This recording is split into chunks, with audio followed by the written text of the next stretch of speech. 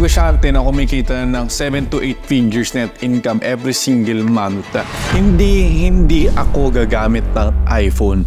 Bibigyan ko kayo ng 6 reasons kung bakit hindi ko pipiliin ng iPhone at pipiliin ko ang Samsung Z Fold 4. Paalala lang sa mga tao dyan na this is not a sponsored video. Hindi ako binayaran ni Samsung dito para i-bash lang ang Apple. Actually, I'm an Apple user din and a Samsung user. Hindi ko binabash ang Apple dahil pangit siya. Pero kahit anong man gamitin mo, kahit Apple, Samsung, wala akong pakialam. Nasa sayo pa rin yan. Itong phone na Z Fold 4, ito lang yung nakatulong sa akin to skyrocket my income, my productivity, and my effort to earn more money pa in the future. Pagdating sa mga productivity, mas pipiliin ko any time of the day ang Z Fold 4. Yun lang, baka may magalit sa inyo eh. Number 1 is productivity. Paano ko nasabi yun? Dalawang word lang. Split screen. Kaya ko mag-work habang nanonood ng videos, kaya kong magtingin ng to-do list habang nasa Facebook, kaya kong gumawa ng multiple application using the split screen ng Z Fold 4. Pwede kang manood ng YouTube habang nagpe-Facebook, pwede kang mag-Instagram habang nagti-TikTok. For example, ngayon nag-shoot ako. Ito nakikita nyo sa phone ko. Ito ay script ko sa video at ito naman yung mga kailangan kong i-shoot ngayong araw. At ito yung kagandahan dito. Hindi mo na kailangan magpalit-palit naman ng mga applications para na makita mo kung ano yung gagamitin mo. At pwedeng kang panood ng YouTube habang nasa Notion ka. Kasi minsan yung ginagamit ko. Manonood ako ng YouTube at manonood ako ng mga vlog or ng mga podcast. Tapos lahat ng mga natututunan ko, nilalagay ko kagad dun sa notes ko. Saan? Doon naman sa kabilang side. Para kapag meron natututunan, itatype ko lang doon sa kabilang side yung mga natutunan ko doon sa Notion. So ibig sabihin nun, hindi ko na kailangan, okay, may natutunan ako, pause, lipat ng app, open Notion, ganyan-ganyan, tapos sa type, tapos babalik ulit sa YouTube. Napakahirap. Eh kung ginawa mo na lang yung dalawa, YouTube, tas Notion, basta lahat mo natutunan mo, lagay mo dito, di sobrang bilis nun.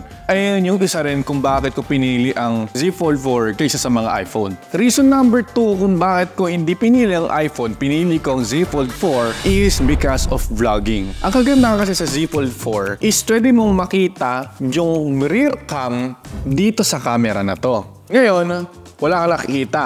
Ngayon, nakikita mo na. Kaliwat kanan, nakikita ko ito, nakita ko sarili ko. Sa sarili nyo. Kumbaga, wala nang 0.5 na mahirap, 0.5 na madali na, o 0.5.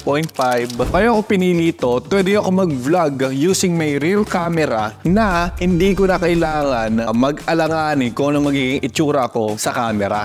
At ginagamit ko ito sa mga vlogs, sa mga TikToks, sa mga B-rolls, at sa mga pictures. Kapag magpipicture sila, nakikita ko yung sarili ko, at maraming tulong talaga kapag nakikita mo yung itsura mo sa camera habang ginagamit yung rear camera. Reason number 3 is alam ko sa lahat ng mga gamers dyan, nagpa-PUBG or sa mga nag-ML, kapag naglalaro ako at gusto ko pa rin matuto ng mga podcast sa mga YouTube videos is kaya ko siyang gawin sabay. So naglalaro ako, ang tuloy kong gawin is sa ilalim is doon ako maglalaro as of tok-tok. Nandoon yung video na pinapanood ko. So while I'm playing, I'm listening to a valuable content.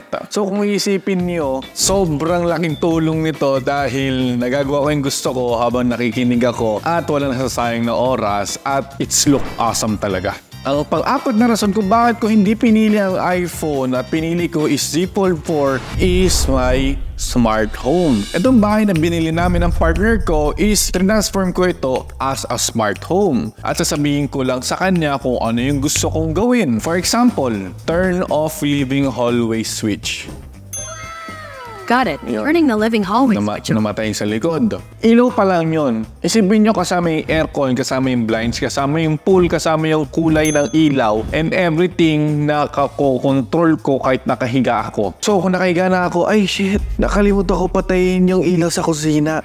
Nandito, si Google Phone para lang mautusan ko na patayin yung ilaw. Ganon kaganda ang pagkakaroon ng isang Android phone na Samsung na makokontrol lahat ng smart lights mo dito sa smart home mo. Reason number 5 kung bakit ko hindi napili ang iPhone at pinili ko ang Z Fold 4, ang pinaka-favorite kong reason is kapag matutulog ka is hindi na ako nahihirapan na mag-scroll sa TikTok, sa Instagram or sa Facebook. Ako kasi isang tao na natutulog na hindi pahiga, lagi pa-side. Pero dahil dito sa Z Fold 4, foldable siya. So, ang pwede mong gawin kapag nakahiga ka, pwede mo siyang i-open ng slant at nanonood ka pa rin.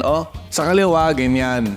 Sa kanan, pa ganyan. Na at least napapanood ko. At least di ko na hawak-hawak. Kaya ko rin nagustuhan ito. Kung gusto mong maliit na screen, okay lang. Kung gusto mong malaking screen, okay lang din. Basta lang kapag gagawa ko ng notes, mag-drawing ka para mapakita mo yung ideas mo and everything pwede mong gawin dito sa phone na to. And lastly, reason number 6 is natatrack niya yung sleep ko. Ang kagandahan dito sa Samsung, meron silang tinatawag na sleep tracker. At hindi lang to ordinary sleep tracker na katulad ng ibang mga brands dyan. No. Kaming mga negosyante is priority namin kumita ng pera. Pero priority din namin magkaroon ng magandang health para in the future, masulit namin yung pera namin at magastos namin sa want namin. Ngayon, to have a healthy mind, healthy body is you need to have a healthy sleep.